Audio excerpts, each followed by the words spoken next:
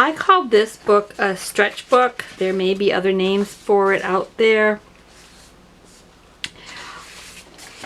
It needs to have at least 3 of these book components made, but you can make it longer if you wish. We find that 3 usually works really, really well. And so what you have to do is you have to start off with a square. So you have 3 pieces of paper that are your squares. This is not the first book to do. This work has quite a few steps to it, but once the kids figure out how to do it, they really, really like it. So the first thing you do is you have to make it folded to make what we call have a cross going through the middle. So we're going to fold straight edge to straight edge. And on this one you want to open it up, turn your paper, and fold straight edge to straight edge. And you want to do that because you want these creases to all be going in a certain way. Now you're going to take and flip the paper over, and you're going to fold a diagonal, which is to make a triangle. Again, sliding back, making your crease, making a good crease. You are going to open this up, you're going to flip it again, and you're going to pop it in the middle. And when you pop it in the middle, you'll notice that these sides come up and start to come in. So you can take one of those sides and fold it down and then back, fold it down and then back, and you end up making a small square. Crease that good. Set that off to the side and get your next one. Fold straight edge to straight edge. Open it up, turn it, fold straight edge to straight edge. Open it up, flip it over, fold a diagonal.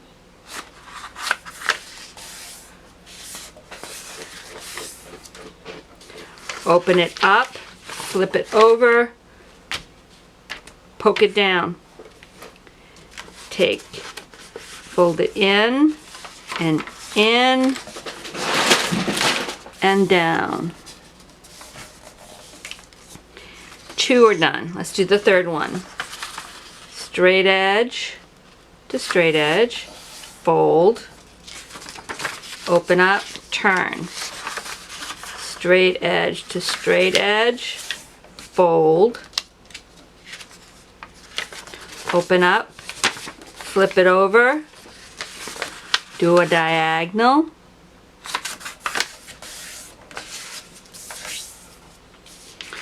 open up, flip it over, poke,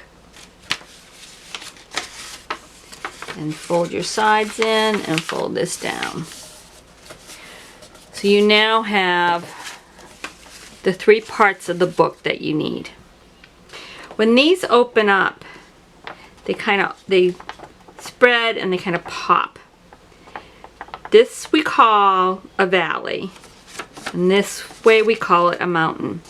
You have to have either 2 valleys or 2 mountains, and that all depends on how you want your book to either open this way so you read it, or open this way so you read it. Most of the children open it this way, valley. So that's what that's how I'm going to show you guys what we're doing here. So, have one set up as a valley. Take and glue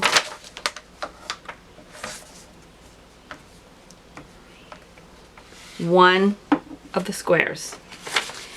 Your next piece is going to be a mountain because it has to be opposite. And you can open that up and you're going to stick that down on the glued part.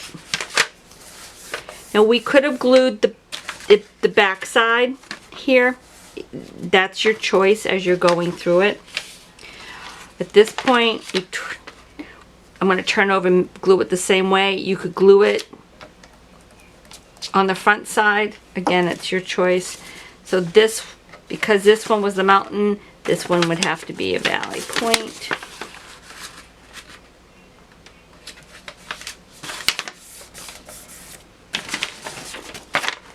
So you now have your book put together. You're going to re-close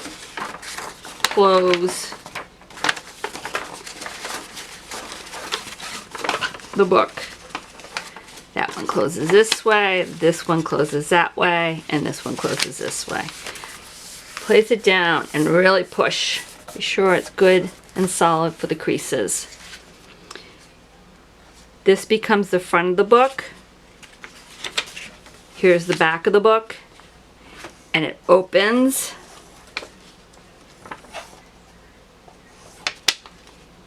So if this looking from your point, the front to the back, and it opens. So you have all these different parts to write in. I will show you another one that's in colors that one of my kids actually made, and you can see.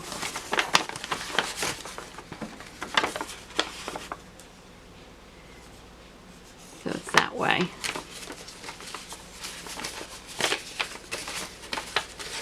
And sometimes the folds get messed up, and we just have to work them out around again.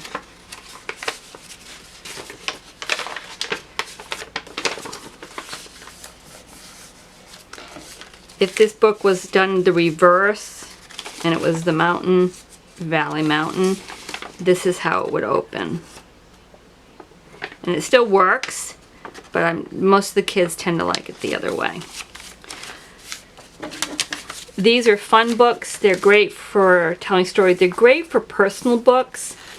We use these a lot for names. We'll write the name on the inside, and then the kids will write things that they like all about themselves around it, around the edges. On this book, it doesn't handle the open and closing as well as with repeated use as you might want. So to strengthen these books, what I found is we really need a cover on the front and the back. We use, we recycle cardboard cracker boxes. We make it about a ½ inch wider all the way around. So that becomes what you pull to open and close this. And you can shut the book up by hole punching along that cardboard in a couple of places, and you can tie yarn on it.